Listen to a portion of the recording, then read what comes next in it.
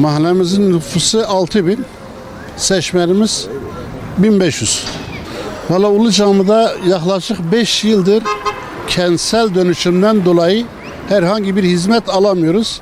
Ve herhangi bir yerde de hizmet alma, isteme şansımız da yok. Yani hangi devlet kurumuna gidiyorsak o devlet kurumu bize orası kentsel dönüşümdedir.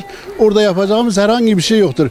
Yani sadece biz ne yapıyoruz orada? Ufak tefek yama olursa, kaldırım kırıkları olursa parça purça ufak tefek yama işlerinden geçiniyoruz.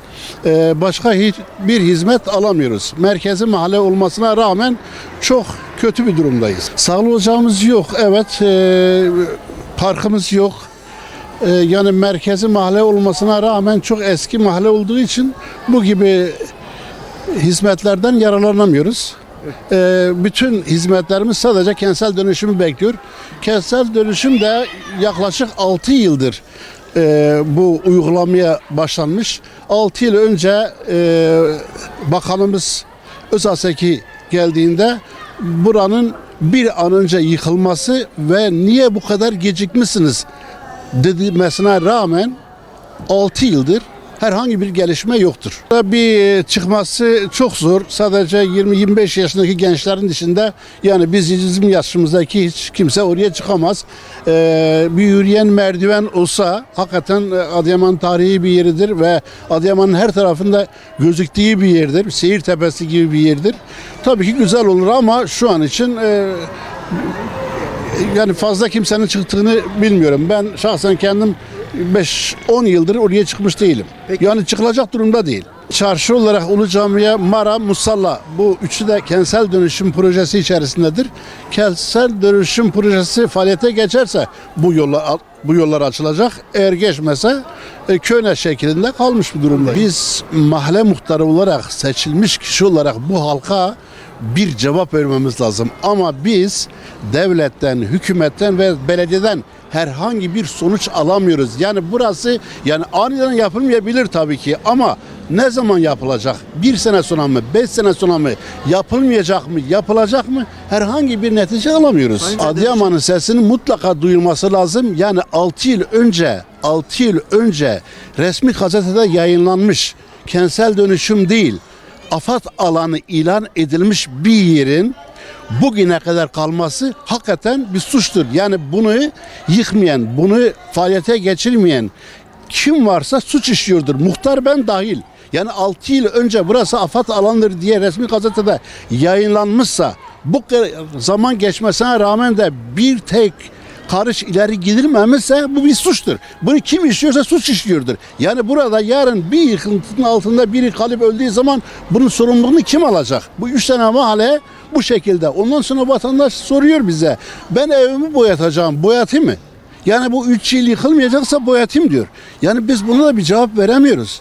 Bize somut bir cevap versinler. Yani 6 ay sonra yıkılacak. Veyahut da 1 sene sonra veyahut 10 sene sonra. Yani biz kendimizi haklı duruma gelmemiz için bu halka bir cevap vermemiz lazım. Ama bu cevabı veremiyoruz bu halk. Diyorum ki halk yoldan yararlanmıyor. Şimdi pazar kurulmuş. Pazartesi pazarı benim mahallemde kuruluyor. Bu pazartesi pazarında su gölleniyor. Vatandaş orada pazara gittiği zaman yani suyun içine giriyor. 10 santim suya giriyor. Biz buraya 5 santimlik bir asfalt dökmeyi bile bize çok görüyorlar. Çünkü burası kentsel dönüşüm yıkılacak. Biz buraya bu yatırımı yapmayalım diyorlar. Mara, Musalla, Ulu Cami. İnan edin ki köylerden çok kötü durumda.